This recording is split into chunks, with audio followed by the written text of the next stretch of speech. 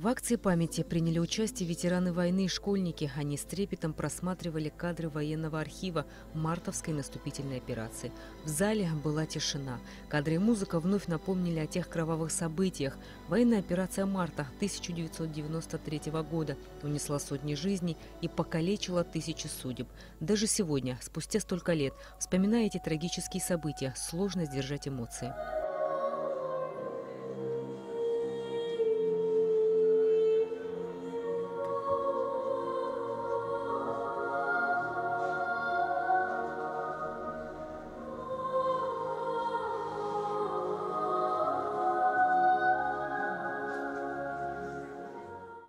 «16 марта» – это был очень трагичный день. Я помню, что было страшно, потому что везде рядом были погибшие.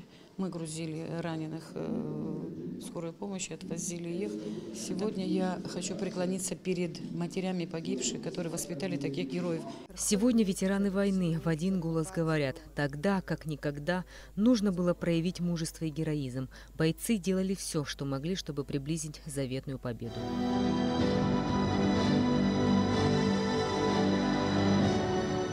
Теперь, когда я лично смотрю вот эти вот кадры исторические, мне очень тяжело. Я вот сейчас начинаю понимать всю тяжесть войны.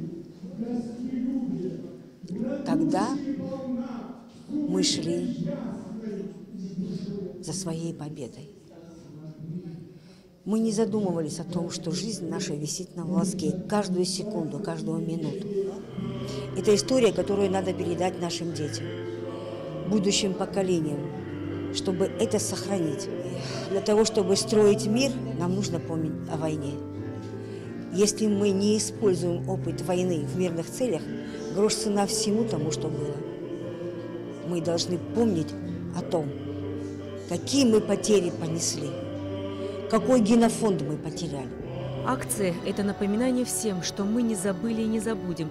Те, кто подарил нам свободу ценой собственной жизни, будут жить вечно в наших сердцах. После просмотра военной хроники ветераны войны прошли по коридору сквозь белоснежные карточки с именами погибших в те страшные мартовские дни.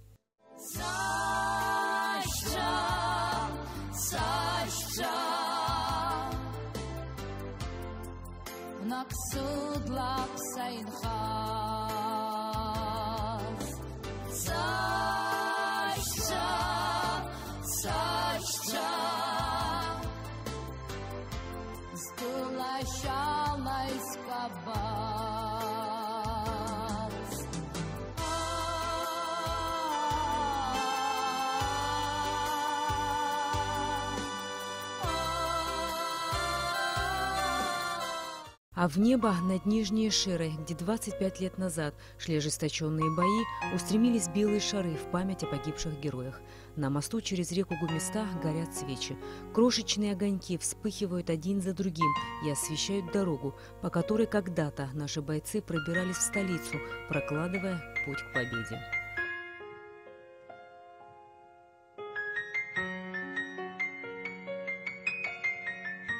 Рената Шакай, Беслан Джинджоли, Абхазское телевидение.